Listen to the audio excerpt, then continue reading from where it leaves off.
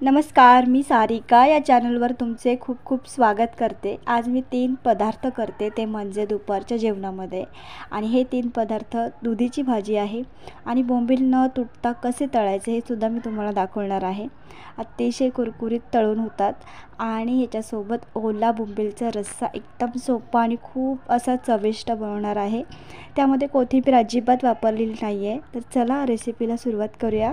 त्याआधी तुम्हाला जर व्हिडिओ आवडत असेल तर लाईक करा, चॅनलवर नवीन असेल तर सबस्क्राईब करा। हे बघा, इथे मी लोखंडाची कढई ठेवली आहे, त्यामध्ये थोडंसं तेल घातले, थोडं गरजेपुरतं घालून घेतलं, मोहरी घातली, मोहरी चांगली फुलवून घेतली। पहिली भाजी आपण दुधीची करतोय।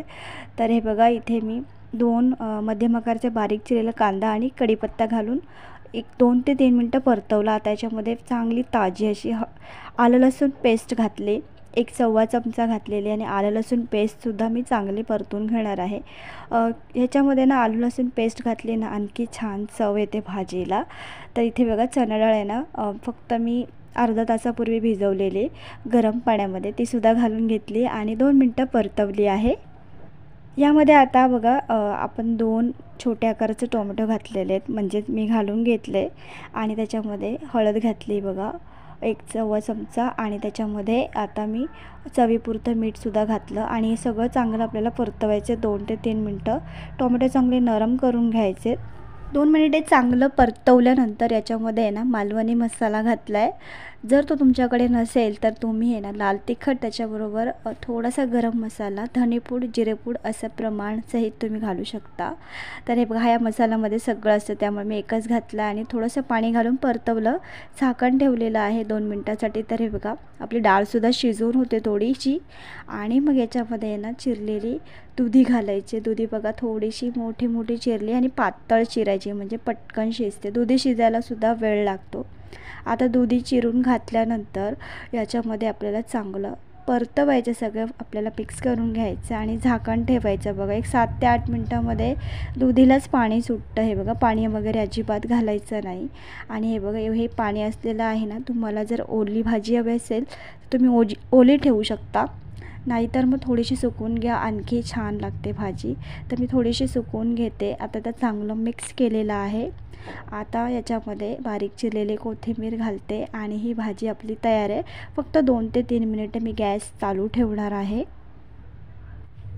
आता कोथिंबीर घातल्यानंतर मी चांगलं एकदा मिक्स करते आणि हे बघा, यातलं पाणी पण चेक करते, थोडं आधीपेक्षा कमी झालेलं आहे। तर एवढंसं पाणी ठेवून आपण ही भाजी मस्त ओलसर केलेली आहे आणि चमचमीत अशी दुधीची भाजी तयार आहे। बघा, किती छान दिसते आणि चव खूप सुरेख आहे या भाजीची। तर ही झाली आपली दुधीची भाजी। आता मी ओल्या बोंबीलचा रस्सा करणार आहे, तर तो आपण बघूया। तर आता मी ते गॅस थोड्या वेळाने बंदच करेन। तर ही आपली तयार झाली दुधीची भाजी। दुधीच्या भाजीबरोबर आहे ना मी वरण पण केलेलं आहे, त्याच्यामुळे ज्यांना व्हेज हवं आहे ते व्हेज खातील, त्याच्यामुळे हे 3 प्रकार मी करते। तर हे बघा, इथे पातेलं ठेवलं आहे, त्याच्यामध्ये तेल घातलं थोडंसं, सुरुवातीला कढीपत्ता घातला आणि बारीक चिरलेला अर्धाच कांदा घातलेला आहे। कांदा खूप जास्त नाही घालणार आहे आणि कांदाच थोडासा हलका सोनेरी होईपर्यंत परतून घेते। तर हे बघा, मी वाटण तयार केलं। आता तुम्हाला या वाटणात काय होतं ते सांगते। ओलं खोबरं घेतलं, त्याच्यामध्ये 7 ते 8 लसूण पाकळ्या, 1 इंच आलं, 1 मिरची आणि याच्यामध्ये कोथिंबीर नाही वापरली मी, बघा असंच करणार आहे। तर हे बघा, वाटण घातल्यानंतर चांगलं परतून घेतलं 2 मिनिटे आणि याच्यामध्ये 1 पूर्ण मोठा टोमॅटो घातला आहे, त्याच्यावर थोडंसं मीठ घालायचं आणि हळदसुद्धा घालून घ्यायची, म्हणजे हळदसुद्धा वाटणामध्ये तेलात चांगली शिजते, कडूपणा येत नाही कालवणाला किंवा रश्श्याला।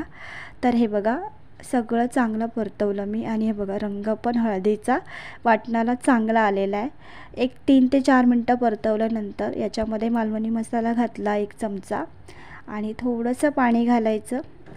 त्याआधी मी 2 मसाले अजून घातले, त्याच्यामध्ये धनेपूड घातला 1/2 चमचा आणि 1/2 चमचा जिरेपूड घातलं। आता त्याच्यामध्ये थोडंसं पाणी घालते आणि सगळं चांगलं वाटायला परत एकदा हे वाटण अजून 2 ते 3 मिनिटं परतवायचं आणि झाकण ठेवून द्यायचं। याला तेल चांगलं ना वाटणाला सुटलं पाहिजे, सगळं वाटण कच्चं आहे आणि असंही मच्छीच्या प्रकाराला आहे ना वाटण कच्चंच वापरतात। तर हे बघा, झाकण ठेवून 2 मिनिटं हे सगळं वाटण मी चांगलं शिजवून घेतलं आणि बघा चांगलं तेल सुटलेलं आहे। तुम्ही आधी सुरुवातीला बघितलं असेल मी तेल खूप कमी वापरलेलं आहे। आता याच्यामध्ये साधंच पाणी घालते, तुम्ही हवं तर गरम पाणीसुद्धा घालू शकता, पण मी इथे साधं पाणी वापरते। आणि चांगलं आपल्याला ग्रेव्ही जशी हवी आहे मी तशी करून घेते। थोडीशी पातळ करायची सुरुवातीला, कारण अजून ती उकळायची, उकळल्यावर थोडी आणखी ती कमी होते, रस्सा आपला कमी होतो। मग बोंबील घातल्यानंतर रश्श्यामध्ये ते त्या बोंबलालासुद्धा पाणी सुटतं। तर हे बघा व्यवस्थित मी इथे रस्स्याचा पाणी घालून घेतलेलं आहे आणि झाकण ठेवून बघा चांगलं 3-4 मिनिटे ना सगळं हा जो रस्सा तयार केला आहे मी शिजवून घेतला। आणि हे बघा आता याच्यामध्ये आपल्याला ना ओले बोंबील सोडायचे बघा। बोंबील घातल्यानंतर जास्त कालवण किंवा रस्सा हलवायचा नाही, हलकासा चमचा बोंबील मिसळेल इतकाच फिरवून घ्यायचा। आणि हे बघा तसंच मी इथे करते आणि फक्त 3 ते 4 मिनिट आपल्याला गॅस चालू ठेवून रस्सा छान उकळून घ्यायचा आणि बोंबील पटकन शिजतात। आणि गॅस बंद करून घेतला, मस्त असा रस्सा तयार झाला बोंबलाचा। आता मी बोंबील तळायला घेतले आहेत। आता याच्यामध्ये मॅरिनेशनला जे वापरलं, जे तुम्ही बघितले असतील माझ्याकडे कोणते मसाले तेच वापरलेत, मालवणी मसाला, धनेपूड, जिरेपूड आणि हळद आणि चवीपुरतं मीठ असं मॅरिनेशन करून ठेवलं होतं ओल्या बोंबीलला। आणि हे छान ताजे बोंबील आहेत। आता तुम्हाला बोंबील तळायचे कसं सांगते फक्त बघा, तुम्ही फक्त व्हिडिओमध्ये तुम्हाला दिसतच असेल, इथे तेल कमी घातलेलं आहे आणि जो आपला छोटा बर्नर असतो तो पूर्ण फ्लेम मोठी ठेवायची त्याची। आणि बोंबील सोडताना, कोणतीही मच्छी सोडताना फ्लेम थोडीशी हाय पाहिजे आणि तेल चांगलं गरम करून घ्यायचं। तसंच बोंबील इथे बघा मी सगळे तेलावर सोडून घेतले आणि बघा आणि त्याच्यानंतर 2 ते 4 मिनटानंतर बघा खालून चांगले शेकलेले आहेत। सोडताना हाय फ्लेम करायची आणि थोडं 1-2 मिनटानंतर गॅस थोडासा मीडियम करून घ्यायचा। मीडियम गॅसवर सगळे बोंबील आहे ना फ्राय करून घ्यायचे। आणि बघा आता मी इथे उलटून घेते, बाजू पलटी करून घ्यायची आणि वरच्या बाजूने चमच्याने थोडंसं प्रेस करायचं, म्हणजे बोंबलामध्ये जे पाणी असतं ओले बोंबीलमध्ये ते सगळं निघून जातं आणि मग मस्त ते कुरकुरीत होतात। थोडंसं हलका चमच्याने आता उलटवली जी बोंबीलची बाजू तीसुद्धा मी गॅस पूर्ण बारीक करून चांगली शेकून घेतली, म्हणजे 10 ते 12 मिनटामध्ये बघा बोंबील चांगले कुरकुरीत तयार होतात। असे 3 पदार्थ मी दुपारच्या जेवणात केलेले आहेत आणि मस्त कुरकुरीत बोंबील तयार केले। व्हिडिओ जर आवडला असेल तर लाईक करा, चॅनलवर नवीन असाल तर सबस्क्राईब करा। आणि बोंबील तळायचे कसे जर तुम्ही बघितलं असेल तर तुम्हीसुद्धा न तुटता असे बोंबील करू शकता। तर व्हिडिओ आवडला असेल ना तर प्लीज लाईक करा, शेअर करा। चला भेटूया नवीन व्हिडिओमध्ये, धन्यवाद।